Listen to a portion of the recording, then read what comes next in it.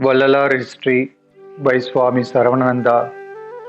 Topic Miracles. When the self is in communion with the higher power, nature automatically obeys with the will of man. The command over nature is called a miracle as comprehended by the materialist. But the miracles done by the materialist are those experienced by them from the existing mortal body. In respect of the saints and yogis, due to meditation they attain certain pravasiddhis, which the public feel delightful, and thus they used to consider them as a superhuman beings and pay respect. This fantasticum has penetrated deep in the world and is now heading towards utter chaos. It is entirely a different one with the Adigalar. Strictly speaking, he never wished to do it nor tempted to do so. He did not cherish any selfish wish therein. On the other hand, he did not use for any selfish design the enormous power he acquired and attained through the Lord's grace. This is clearly disclosed by him in one of the poems, his intercession to the Lord to give him the power and strength to serve all in their sufferings.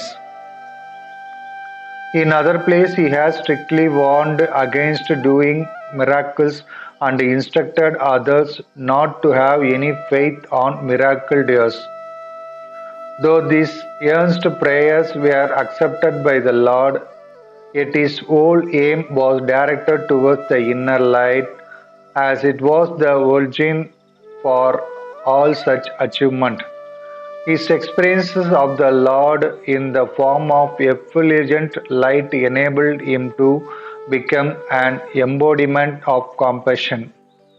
He also says that he does not fear to have attained these powers out of instinct or self-praise, but acquired them only out of true devotion to the Lord.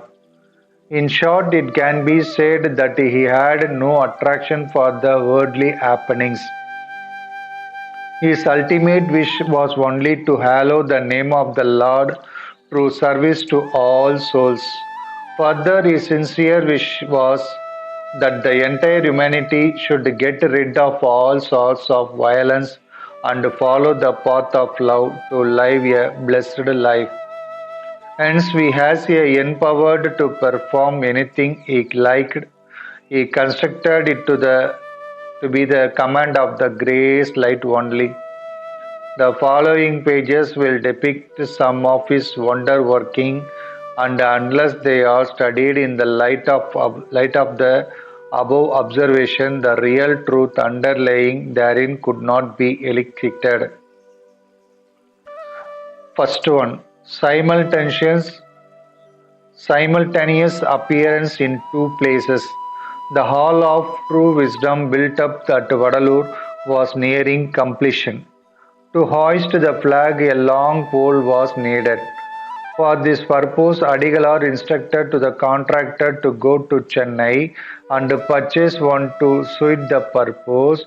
With due obedience, the latter went to Chennai but returned stating that the traders demanded exorbitant price and thus he could not act of his own accord to finalize the issue. On hearing the same, the saint asked him to go there again and said that he would follow. Accordingly, the contractor reached the timber depot, and to his surprise, he saw the saint walking over the pole required. The trader also gave his consent to get a very moderate price for it. As soon as the purchase was over, the saint bid the contractor to send it to Vallalar and left the place. The very next day, the contractor arrived at Metukuppam, the place where the saint was dwelling in his last days, and found the saint giving his discourses to his disciples. The former published the news of purchase of the post at Chennai. in the presence of the saint. All were surprised to see that the saint was all along giving his sermon to the gathering the whole of the previous day at Metukupam itself. This made them to conclude that the saint was really Superman who had been vested with the supernatural powers. Second one, about alchemy, Rasavadam. The supernal power the saint attained brought him fame not only in India but also abroad. One day a foreigner approached Adigalar and wanted to know alchemy. Our Adigalar gave a fine discourse on the subject and the foreigner had a patient hearing. Even though he was satisfied with the saint approach on the subject theoretically, he wanted to see it done practically. In the first instance, the saint hesitated to comply with his request, but felt that it is the will of the Almighty to demonstrate it in public, and asked a foreigner who was wearing a copper ring and one of his fingers to remove it and throw it upwards.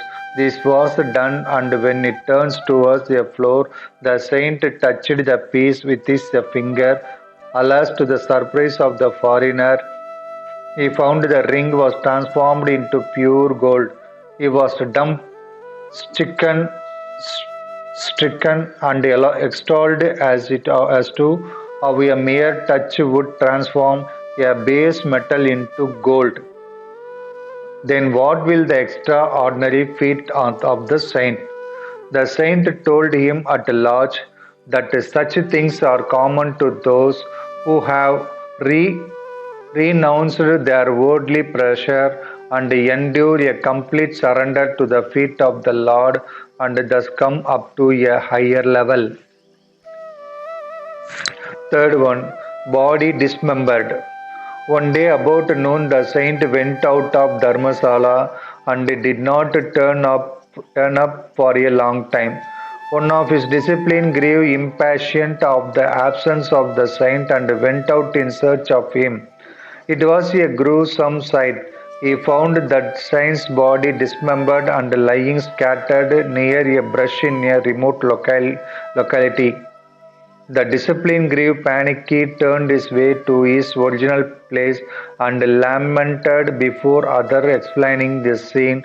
Everybody was at a loss without knowing what to do. In the meanwhile, the saint appeared before them and strictly warned them not to disturb him anymore in the future. After such warning, he also told them that it is the will of the Almighty to do so.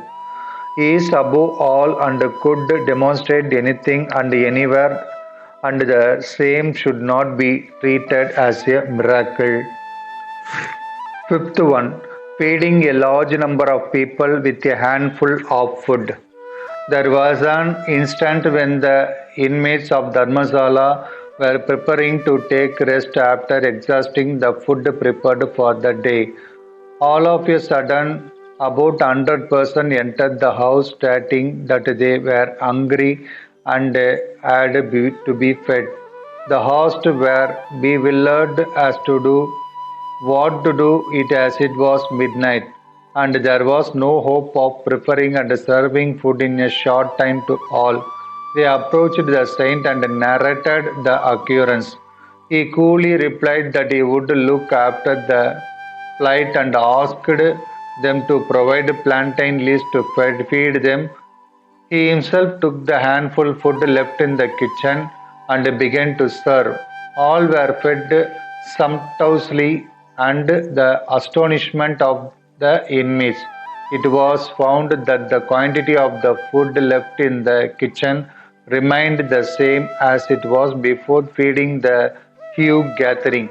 This solitary instant will prove that those who have taken refuge in the holy faith of the Lord will not be let down at any cost, and their needs will be provided instantly.